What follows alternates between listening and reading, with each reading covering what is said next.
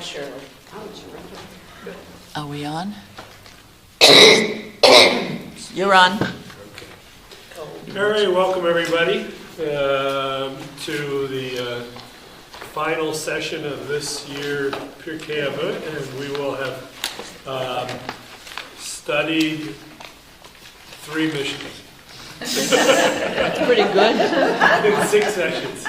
It's pretty good. Oh, we did Purim last week, in all fairness. So That's actually good. if you weren't here for Purim, you missed Purim. Today we pay some.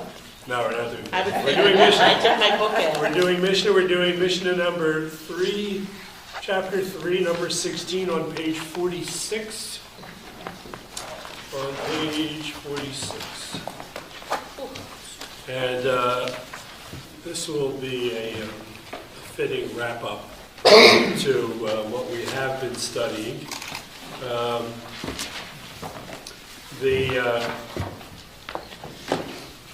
To sort of bring us around,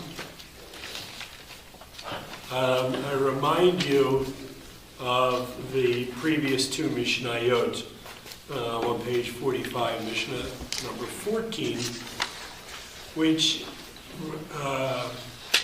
these are the teachings of Rabbi Akiva. We've talked about Rabbi Akiva and his time period, and we're going to learn a lot more about the mindset in his day in this session. But Rabbi Akiva used to say human beings are loved because they're made in God's image, they're created in God's image, is known by this verse, that they were called the children of God, known by a special love by this verse, and that Israel is even more loved because to them was given a precious instrument, the Kli Chemda, this precious instrument, which of course is the Torah, that such a precious instrument was given to them, was made known to them by a special love. For I have given you good doctrine, do not forsake my Torah. The bottom line is Torah. So the next question that the Mishnah, Rabbi Akiva gets into is, okay, now that you have the precious instrument, what do you do with it? So that's the next one. In 3:15, all is foreseen, yet free choice is given. And by God's goodness, or by God's standard of goodness, as we talked about, the world is judged, and yet all things follow the larger portion of acts. In other words, that the whole purpose of God giving us the Torah is to make us into better people. It's not about belief as much as it is about practice. It's not about philosophy. It's about a pattern of behavior. And remember that at this point, Rabbi Akiva is changing the entire, not just Rabbi Akiva, but rabbinic Judaism in its first couple of generations is changing the whole focus of what Judaism is really all about. Prior to this, Judaism was about bringing sacrifices. That's why the vast majority of the Torah, there's no section of Torah that's larger than talking about sacrifices and the place where the sacrifices were offered. That was what Judaism was. And then the center of that gets obliterated by the Romans. And the rabbis make lemonade out of lemons, and turn it into a whole brand new way of practicing Judaism, which is making prayer instead of sacrifice, and study as the means to drawing closer to God. But most importantly, codifying a system of mitzvot, of commandments, that cover just about every aspect of human life, minus human thought. Not a ton about belief, much more about practice. One of the things that we talked about also last week, or maybe 2 weeks ago, in some depth, was that there was a whole other expression of Judaism that emphasized belief and not practice. That one actually caught on a lot better than our version of it, quite frankly, because there's like 2 billion Christians and there's 14 million Jews in the world, even after 2,000 years of trying. Really, for 14 million Jews. 14 million Jews. Half of them live in Israel, and half of them live in the entire diaspora, the whole rest of the world. But the diaspora is you can't have one without the other. You know where the word diaspora, I told you guys where the word diaspora comes from. So the diaspora Judaism really took root as a result of the destruction of the temple. If everything had been in Jerusalem, then we would be booking flights to go there, where we would have to come up with some other mini altars, and the shul would smell like barbecue a lot. Which from that grid looks like that might not be a bad thing. But really, what Rabbi Akiva has done is said that this kli chemda, this special gift, was given to us to not only bond us with God, but to take God's mission forward for millennium. And that's really what has happened. And so now we pivot a little bit, and we're going to get into a little bit of theology here. And we're going to study a little bit of theology from a historical perspective. So this is the Mishnah that we're going to look at today and cover in its entirety, because we don't have any more classes. So, another thing that Rabbi Akiva used to say, an aphorism, a teaching of his, everything is given on pledge, and a net is spread out for all that lives. The shop is open. The shopkeeper extends credit. The ledger is open, and the hand writes.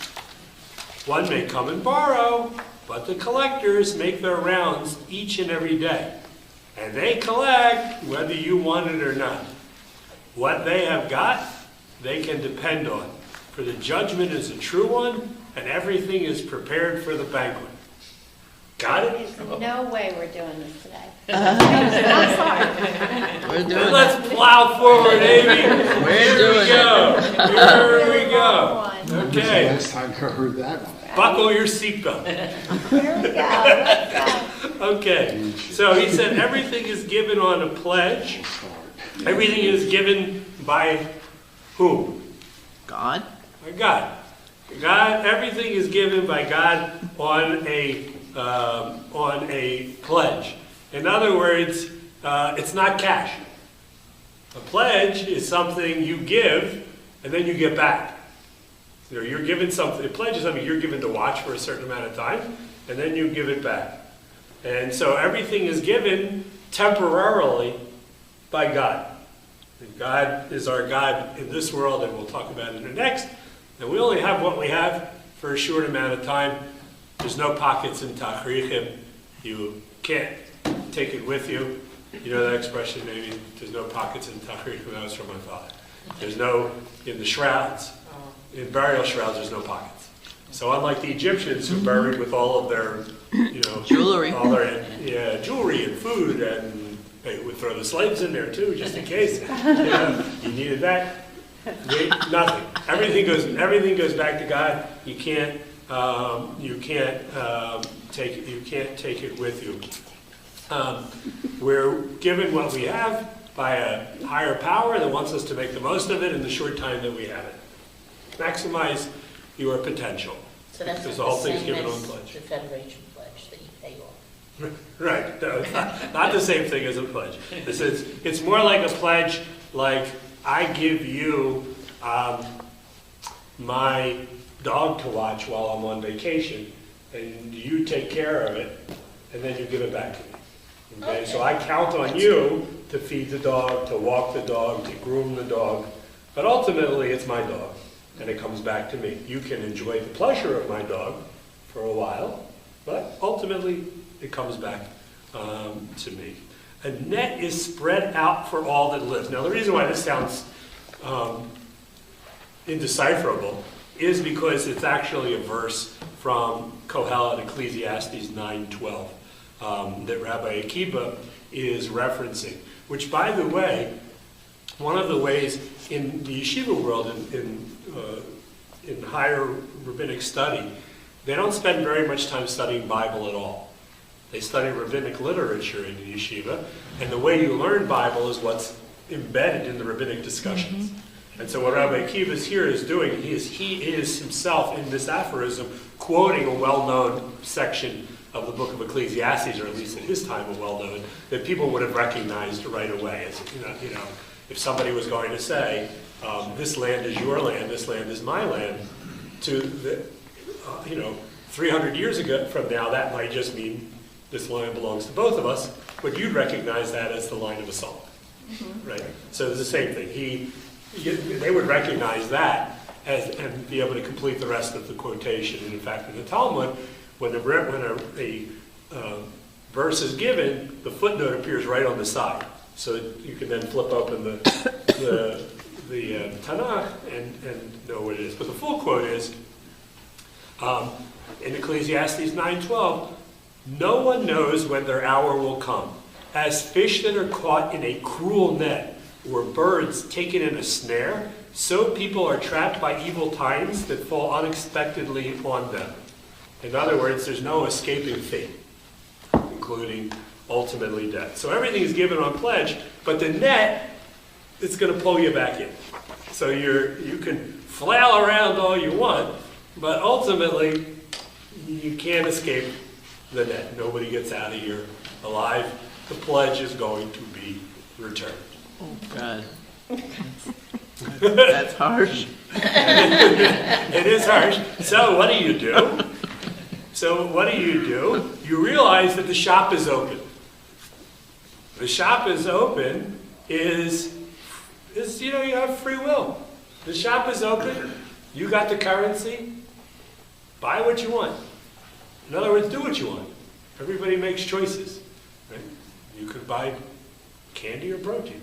You can do whatever you want. The shop is open. The shop meaning the world. The world is open to you to experience what you want. And moreover, the shopkeeper extends credit. So you actually will get more than you deserve. You might get away with eating candy all the time before your teeth fall out. You can do what you want because the shopkeeper extends credit. What does that mean? It means that God is a forgiving God. That God allows you to make lots of mistakes. Like we say, in fact, if you open up your Chumash to page 541,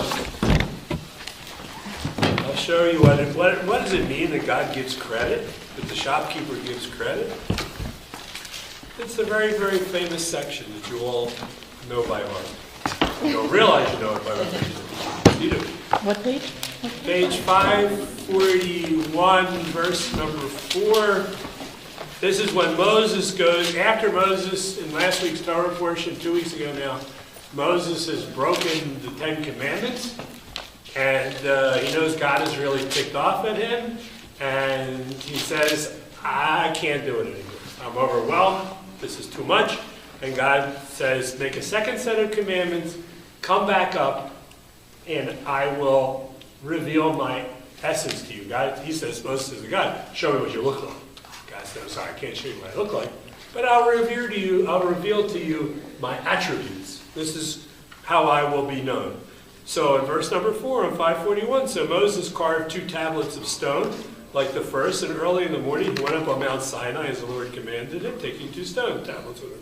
The Lord came in a cloud. He stood with him there and proclaimed the name of the Lord. The Lord passed before him and proclaimed, the Lord, a compassionate and gracious, slow to anger, abounding in kindness and faithfulness, extending kindness to 1,000 generations, forgiving iniquity, transgression, and sin, which you all know by heart because it's Adonai, Adonai, Rachum B'Chanun, Erech Abayim, which you don't know from Purim. You know that from? Yeah. From the high holidays, and Yom Kippur in particular. Right, from the high holidays in general. So when the Jewish people, as a result of the golden calf, did the worst sin that they could, and forcing Moses, not forcing him, I don't know if he had to or not, broke the 10 Commandments, God then says, no, I forgive you. I'll extend you credit. And why? Because here's my card. God, forgiving of iniquity, transgression, extending kindness to 1,000 generations, faithful. And so that's why we sing this particular section on the high holidays, because we might not have smashed the 10 Commandments or worshipped the golden calf, but we probably have something to say we're sorry for. So no matter what you did, this is God extending you credit. The shopkeeper gives you credit. Okay, you might have bought the wrong thing. You might have underpaid. Right? You might be, the shopkeeper gives you credit. At the same time, the ledger is open and the hand writes. So what does that mean? The ledger is open. Right. God is keeping. The book of life. Yeah, Right. God is keeping tabs of all of your transgressions and what you're going to do. Right, exactly. Right. God is a very, very good accountant. Yes. Right? He keeps very, very accurate. You might take more than you can pay for, but know that in the end, God ultimately keeps track of that, and it is, and that idea that the hand writes, you know from something in the 10th century, which is the Unatana Tokef, which is the premier prayer of the high holidays, where we say on Rosh Hashanah it is written, and on the Day of Atonement it is sealed. Yeah. Right? Rosh Hashanah Yikateh. That's a heavy one. That's a heavy one. But you can see where in the 10th century the rabbis who wrote the Unatana Tokef were just riffing on what Rabbi Akiva was saying here. The ledger is open and the hand writes. So in poetic form, he takes that forward. Which was written first, Rabbi Akiva? No. Rabbi Akiva is around the year 120 of the Common Era, and the Unatana Tokef is like in the 11th or 12th century. So 1,000 years. So they took it from him. 1,000 years in between. Yeah, they developed that there's a ledger and accountability that is being recorded. Who shall live and who shall die? Who shall be at peace and who shall be troubled? Who is serene? Who disturbed? God. That why? Because although God extends credit, in the end the pledge comes back, and you're responsible for taking care of the pledge. And the things that you're not, that doesn't go unnoticed. Okay? You should try oi again, Yafa. Oi. Oi. Okay. Very oi. But it doesn't seem that way that God keeps a ledger, because unless we certainly don't know what's being kept, because because it seems that Not now. Yeah. World's come. Yeah. Not now, but we'll get to that part. No, we haven't had any. Anybody If you come wonder back sometimes to tell when us, you though, see have we? certain certain people, they're around forever, and still doing their Bad things. Right. Yeah, And you wonder, where is God? I know. Like in the words of the great Willie Nelson, there are more old drunks than there are old little doctors, so I think I'll have another drink. Yeah, it's true. It doesn't always catch up with you, right? So then it goes on. So there's a hand that writes, everything is recorded. When one may come and borrow, you can live on borrowed time. You can, point to the one person who's 87 years old and still smokes 2 packs of cigarettes. But realize that the collectors will make their rounds each and every day, and they collect whether one wants it or not, which is an interesting contrast to Deuteronomy 24. If you open up to page 1129 in the Torah actually has a very different read on the ability to collect debt. What Rabbi Akiva is saying about God is God doesn't knock. Right? Whether you like it or not, he's coming in, and he's going to collect his due, okay? Which is in contrast to Deuteronomy chapter 24, verse number 10, on page 1129. And I just wanted to point this out to you because it's a beautiful issue of Jewish law that many people don't remember is in there. And I just wanted to point this out, this particular passage out to you. Verse number 10, the very last verse on 1129 that continues on the next page. When you make a loan, which is what Rabbi Akiva was talking about, of any sort to your countryman, you must not enter his house to seize his pledge. You must remain outside while the man to whom you have made the loan brings the pledge out to you. Is that an interesting that's an interesting halacha. And that's the Torah. The Torah says you cannot humiliate a person in front of his family by going into his house and taking what is rightfully yours, even though legally it's the collateral that you can extract. You have to wait outside. And you can't go in. I just wanted to point that out because not God. God don't wait outside, according to this passage of Rabbi Akiva.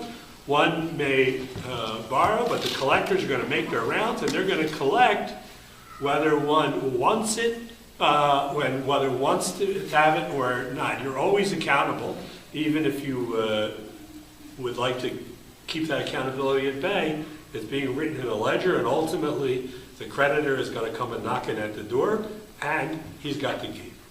So what they have got, they can depend on. In other words, they know what they're right. Yeah, they've got a very good accounting of exactly what is owed to them, and it is going to be repaid in full. Why? For the judgment is a true one. Right? It's like when Joseph in the Torah, Mrs. Potiphar sees Joseph as like a model, good-looking guy. And Mrs. Potiphar has a very large libido. And so she says, come and lie with me, nobody will know. And in Genesis. And Moses, and Joseph says, but my God in heaven will know. And so he restrains himself.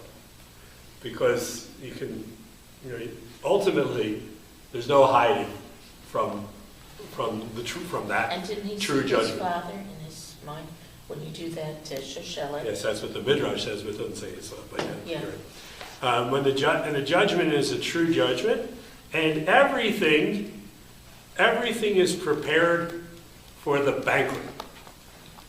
Now, What banquet is what that? banquet is that? The world's What banquet is that? What do you think? The Shiva house. That's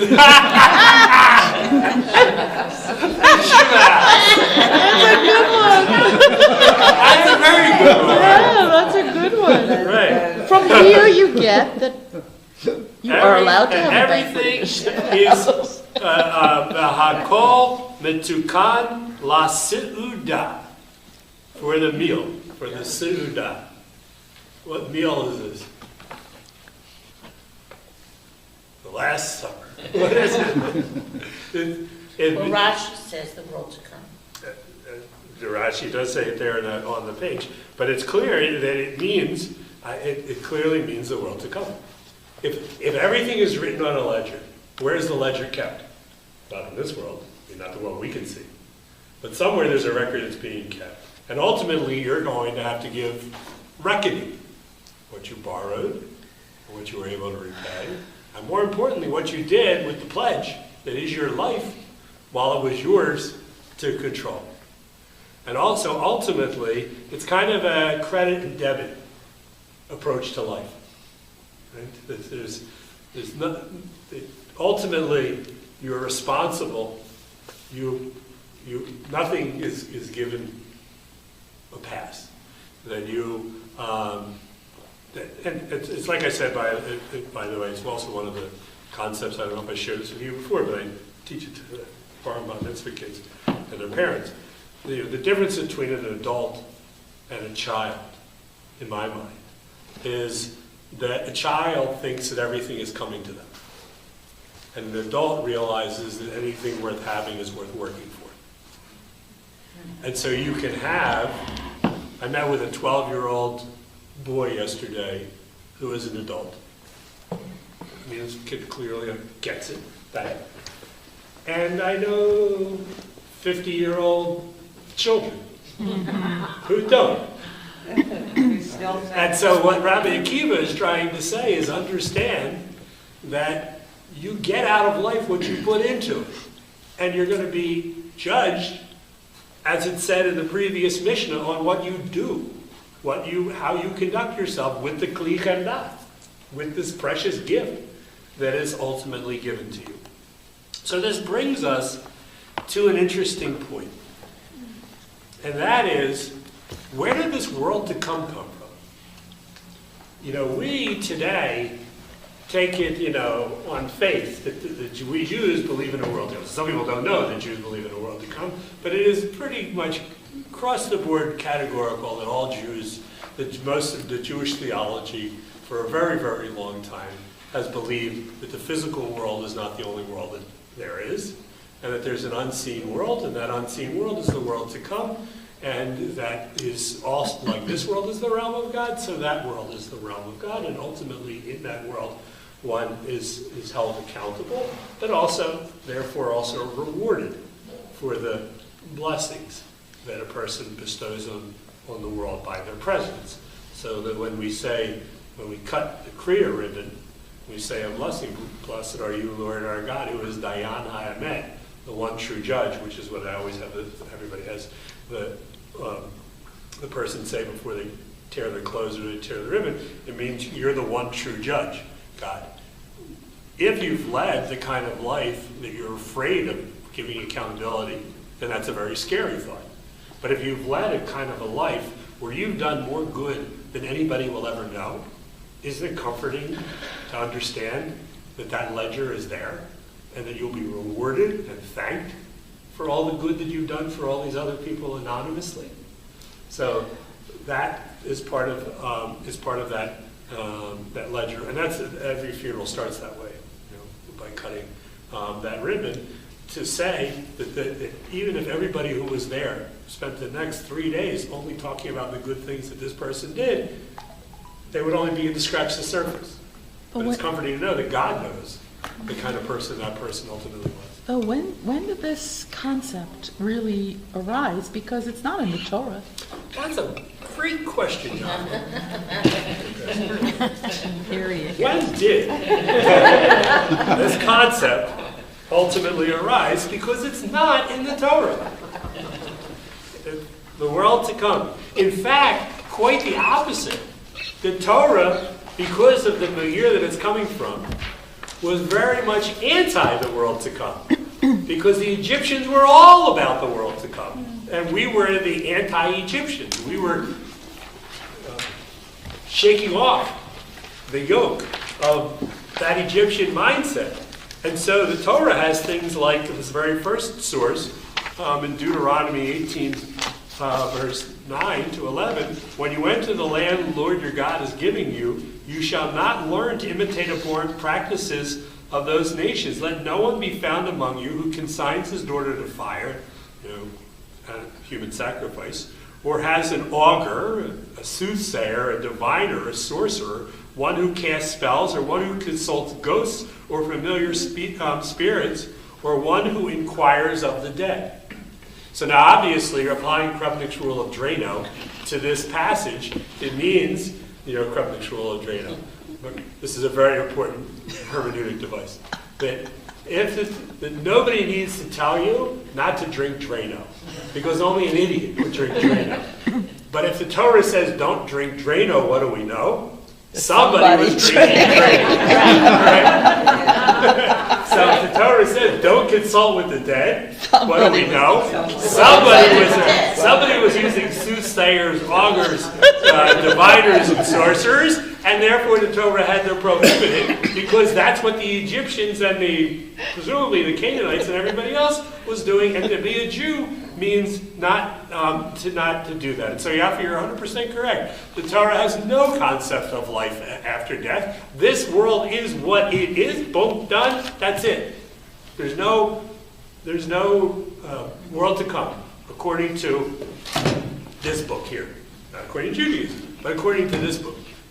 And so the idea actually that we kind of have bought into today, and I bought into is not fair because it's a fundamental of my personal faith. It's not something I bought because it was on sale. It's something I truly believe in the depths of my soul, is that all of us are a composite of a body and a soul, and the body and the soul are together for a limited period of time. And ultimately the body gives way, and the soul, which continues to develop over time, develops even further after the body gives way, and it is the soul that lives on in a world that we can't really see, but is nonetheless real, because quite frankly, scientifically, we know there's lots of stuff that is real that we can't see. My mother, who's 80, tells a story that when she was a kid growing up, when you go into the shoe store, you used to put your foot into an X-ray, and it would, right, exactly. Which is horrible. Today, you get an X-ray at the dentist, right? They put a lead thing, right? They go to another part of the building to do a little teeny piece of your tooth. You just stick your foot in, ooh, look at my toes. Until we realized that radiation is really, really bad for you. But why did we realize radiation was really bad for you? Because you can't see it. And once they Geiger counters, then of course the radiation is bad for you. So what's to assume that the souls are any different? That a soul is a force that you can't necessarily see until you have the proper means to detect it. I think, by the way, that there are people who are extra gifted in being able to sense that level of soul. And I don't discount. I'm sure there's a ton of charlatans out there, but I wouldn't say that every single person who has an ability to sense souls that are no longer here is making it up. I think that there is. I think they believe it. That talent or ability. No, I think it's true. I think it's accurate. Right. I think that there are certain people who have that gift. Do you think if you have a dream about somebody who's going on, is that? I don't know. I don't know. I don't know whether it's wishful thinking or whether it's a true premonition or a true vision. I just know that if I truly believe that the physical world is not all that there is, that there is some ability to be able to sense that soul, and I base that in part on the science of the things that I just talked about, but also the ability of individuals to relate on a level of soul that defies science. So, for instance, Jean Dembo's wife is an identical twin. So I did her sister's funeral. When the sister who lives in Phoenix, at 3:10 the previous night, her sister, the one who lives here, woke up with a start, wrote down the time, 3:10, went back to sleep. Her sister in Arizona died at 3:10. That was the moment that she died. Yeah. How does that happen? Because there's some kind of... Well, they're twins. To assume that there's no connection. But they're twins. Yeah, right. Right. In the force. Oh, I didn't know. Okay, I'll tell you. Anyhow, I don't want to get too far sidetracked, only so that we can get through these sources, because I really do want to. But anyhow, but clearly, that idea that there's a soul and a body that are united has become part and parcel of Judaism, but it comes from Plato, not from a Jewish source. The Jewish source has the opposite, but Greek philosophy had that. So Plato, around 400 before the Common Era, writes this: "And so to be dead is the completion of this separation, when the soul exists in itself. The soul is released from the body, and the body is released from the soul. But what is this but death? There is great reason to hope that going whither I go, when I have come to the end of my journey, I shall attain that which has been the pursuit of my life." In other words, to grow in soul. "And therefore I go on my way rejoicing. And not only I, but everyone believes that his mind has been ready." In other words, that idea of body and soul that separate is first really introduced in Greek thought. It's not Jewish thought. It's not in most of the Bible, almost entirely in the Bible, and it's certainly not in the Torah. But it's a very powerful and comforting idea. And so what happens is that it's around that time that those ideas are first promulgated. They don't come into Jewish thought until after the destruction of the first temple. Now think about it. The temple is destroyed 586 before the Common Era. Within 150 years, the idea is floated by Plato, and obviously he wasn't the only person to think of this, that this world is not all that there is. And so that the suffering of good people can only make sense if there's something else to come. And as the suffering mounts, the need to have that idea that this world is not all there is becomes more and more popular and prevalent.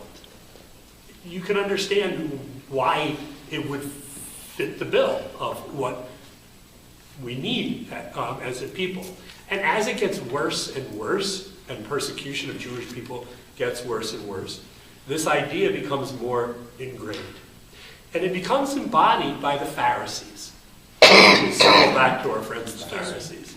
The Pharisees who believed in the oral Torah, who believed in rabbinic Judaism, who didn't only take what the Torah said. The Torah has no mention of the world to come. But the rabbis who were preceded by these Pharisees, who ultimately became the rabbis, embraced the idea because they're the ones who are out of power. They're the ones without great wealth. They're without material reward. The Sadducees are the ones with the great reward. They're the ones in the temple. They're the ones everybody's bringing the sacrifice to. They're the ones who become corrupt because they got so much money and food and power coming into them. The Pharisees become the representatives of the common man. And of course, when the temple is destroyed, you can either say God is dead, or you can say the reason this happened, right, and the reason why this suffering is because the reward will come in the next world. And so what the tradition does is then using that idea that we are a composite of body and soul, they can go back in and reread the Torah in a way that might support that. So for instance, in Genesis chapter 2, the Lord formed God from the dust of the earth. He blew into it his nostrils the breath of life, that man has become like a living being. Well, now it's not so hard to think that if God blew that soul into you, then God can take that soul back out. And if you were an inanimate object, before that breath of life came into you, you become an inanimate object when that breath of life is taken back. That's what I believe. Seems to work rather nicely. Not what the Torah intended, clearly. But reading back into it, this new mindset that comes from this Greek philosophy. And so Ecclesiastes, as you probably know this verse very well, written by King Solomon, and the dust returns to the earth as it was, and the breath returns unto God who bestowed it. Now in the Bible, that doesn't necessarily mean life after death. It's not developed. But once you have that source there, and you have this idea from Greek philosophy, that must be what the Bible means. If you turn over, the last source, the last biblical source that I'm going to bring to you, interestingly, is from the book of Daniel. Now, the book of Daniel is not in prophets. It would sound like from the name Isaiah, Ezekiel, Jeremiah, Daniel should be in prophets. He's not. He's in the third section of the Hebrew Bible called Writings, because it was after the close of the prophetic period. The editor said, we're done. We're not, anything happens after this is not getting in here, but it was so popular that it works its way into the Bible, but it's not in the prophetic section. It's in the back. It's in the book of Writings. Listen to what Daniel says. At that time, the great prince Michael, who stands beside the sons of your people, will appear. It will be a time of trouble, the like of which has never been seen since the nation came into being. In other words, a time of great suffering, which, of course, they could identify with. At that time, your people will be rescued, all who are found inscribed in the book, like Akiva was talking about. Many of those that sleep in the dust of the earth will awake, some to eternal life, other to reproaches, and to everlasting abhorrence. And the knowledgeable will be radiant like the bright expanse of the sky, and those who lead the many to righteous will be like the stars forever and ever. Where does Rabbi Akiva get his stuff from? The book of Daniel. This idea, which has worked its way from Greek thought into biblical literature, and this is the very, very close of the biblical period. And then to take it even one step further, to closer to Rabbi Akiva in 10 before the Common Era, the Wisdom of Solomon, which is a biblical in style but doesn't even make it into writings. By 10 before the Common Era, the Bible is done. It's closed. No more books in there. We'll add other stuff. It's called the Apocrypha. You know the word apocryphal. Apocryphal literature. The Apocrypha is stuff that is of biblical tenor, style, but doesn't make it into the final version of the Bible. And this one clearly was way too late. It was written in Greek, in Alexandria, in Egypt, but the souls of the just are in God's hands, and torment shall in no way touch them. That in the eye of the foolish they seem to be dead. Their end was reckoned as suffering, and their journey at ruin. But they are at peace, for even in the sight of men they shall have been punished. Their hope is full of immortality. So by the time you get to the turn of the millennium, the idea of immortality of the soul is deeply ingrained in Jewish life. So that by the time Rabbi Akiva writes about it, he's already answering the questions. What happens to me when I die? And if I'm gonna get, as Rabbi Furman says, that great pie in the sky when I die, what's the point of being good in this world? Right? If everybody gets, the same immortality, then what's the point of doing all these mitzvot and all these commandments and using this kli chemda that we learned about for any purpose whatsoever? You're going to get it anyhow. No, says Rabbi Akiva, everything is judged according to one's deeds. All things are following the larger portion of human acts, as it says in the previous Mishnah, and a ledger is kept, and ultimately the shopkeeper will extend credit, but no, he's a very good record keeper. And ultimately, in that world to come, you're going to have accountability.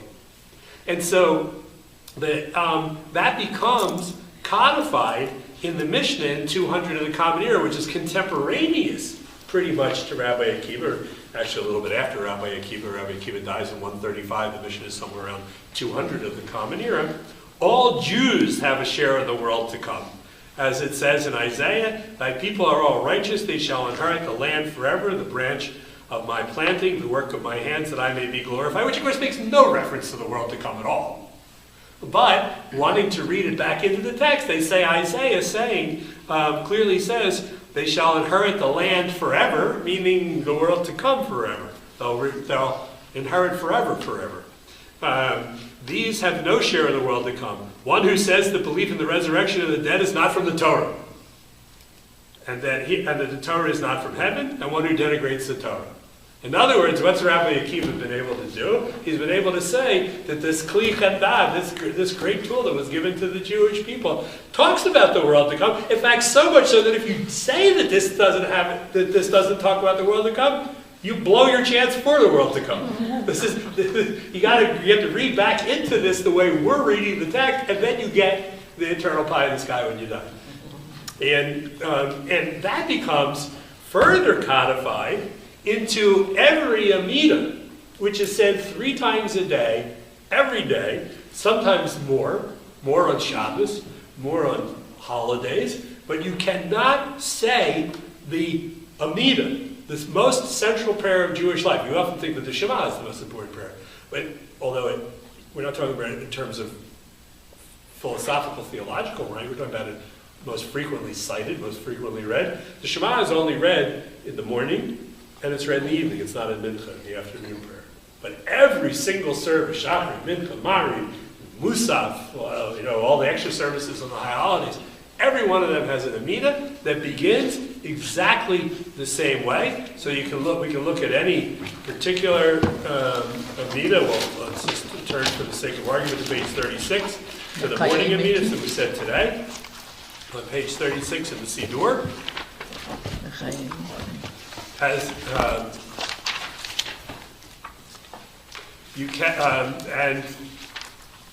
it's 1, 2, 3, 4, 5, 6, 7 lines from the bottom of the page.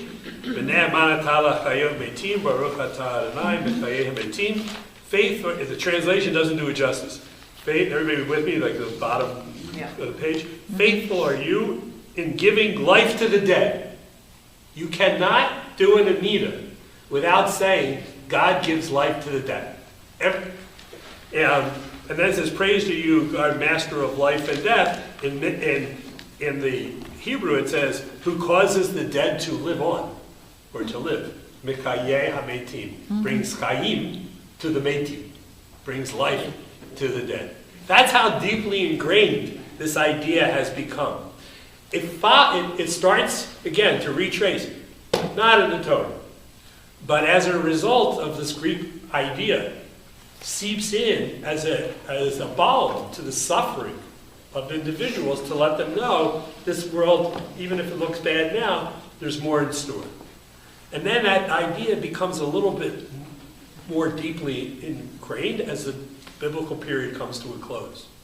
But after the destruction of the temple, then where there was, and all you need to do, remember, is to look here at the population of the Jews that goes from here, this pinnacle, to this trough right here in not a generation, but in a year, with thousands and thousands of people dying. You can understand why life after death would be a pretty popular thing, pretty easy sale, right? A pretty easy sale. And so what does Rabbi Akiva do? He takes that idea and brings with it moral responsibility.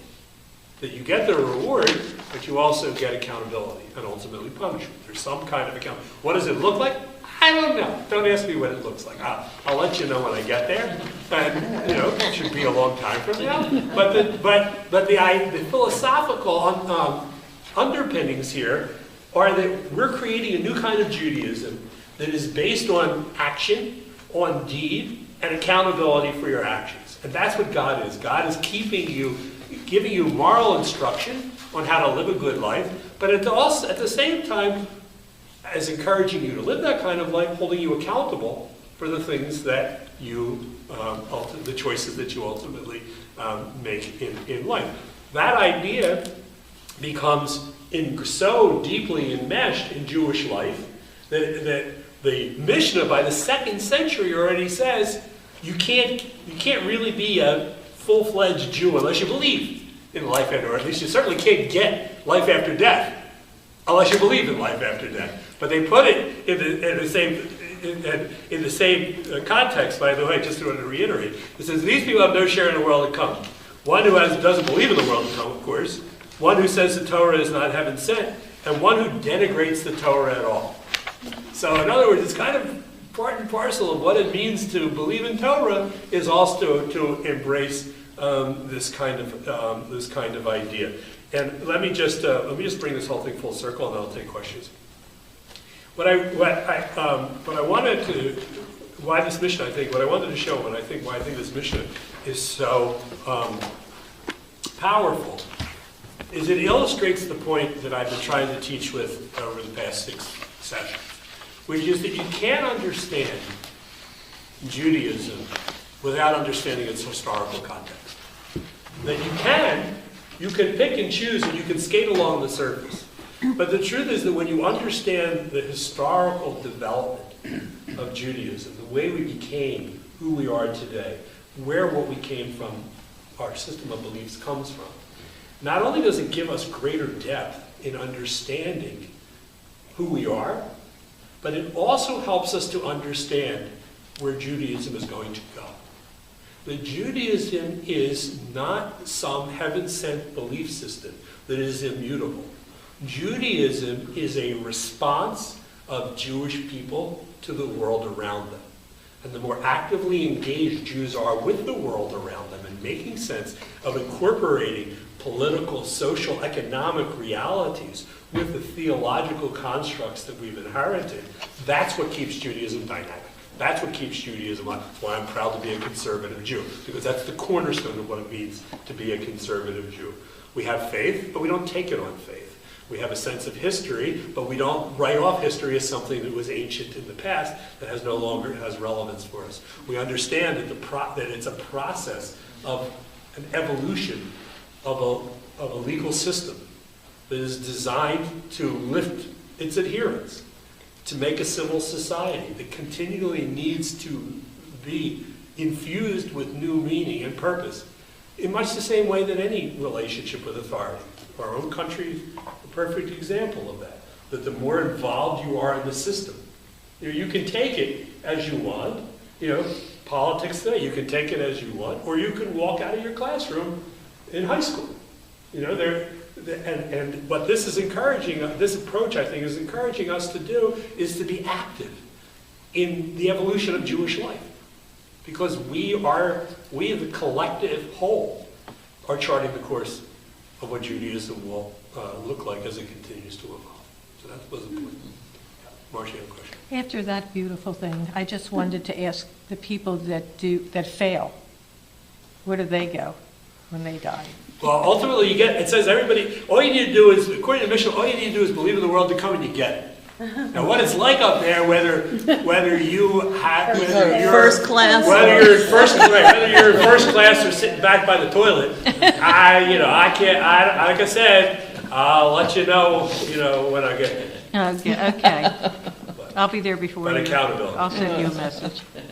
Is there one way of looking at it, that the world to come, meaning your soul, is how your name lives on after you die in the minds of the people that are living? Absolutely. And the way it's written? Absolutely, and that's the way B'chayei HaMeitim is very often interpreted. So if you're in a humanist. so if you're no good, you'll get your reward sometime when that happens, because people will say you were a no goodnik. Right. But this is more than just reputation. I think this is your feet to the fire.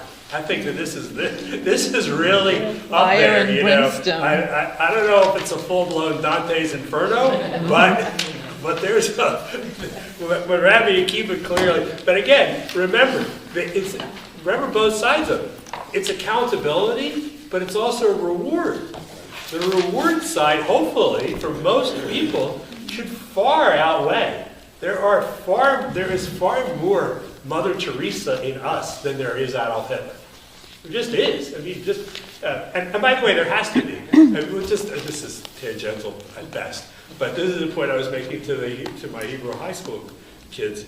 That people are by and large good and not bent on evil. It is not only wishful thinking on my part. It is fact. Because if people were bent on evil, there's not enough police in the world to stop them. There's not enough police in Cherry Hill to stop them. Let's say we have 100,000, just for argument's sake. Let's say there's 100,000 people in Cherry Hill. 76,000? 76, let's say there's 70, let's say, on the school board. There's 76, so let's say there's 76,000 people in Cherry Hill. So let's say, and there are 76 policemen, okay? So that's one policeman for how many people? 1,000 people. Every 1,000 people, exactly. So let's go crazy and say there's 760 policemen, which there aren't. One for every 100 people. 99 people are going to be able to get away with murder or something, or at least petty theft, right? And the truth is that the reason why we live in a just and humane society is that people are by and large good, because there's not enough police to stop if we were all bent on evil. There is more Mother Teresa in you and in me than by a large measure than there is Adolf Hitler. And so therefore, when we die, all of those little acts of chesed and kindness and goodness that we do on a daily basis without thinking, we're going to be rewarded for it. And there's as the Mishnah says, so beautifully, the ledger is open and the hand writes. The hand doesn't only write the bad stuff, the hand writes all the good stuff too. And the good stuff far outweighs the bad stuff in everybody's life, in most people's life. Criminals too, but hopefully they're the ones that those 1 in 100 or 1 in 1,000 policemen gets and prosecutes. But I have to cut off here. It's 1 o'clock. But I hope that we get a little bit more depth of understanding, not only into what Pirkei Avot is, but the way that Judaism as an intellectual and legal system has developed over time and continues to this very day. Very good. I think there's a quick My mom was a Christian.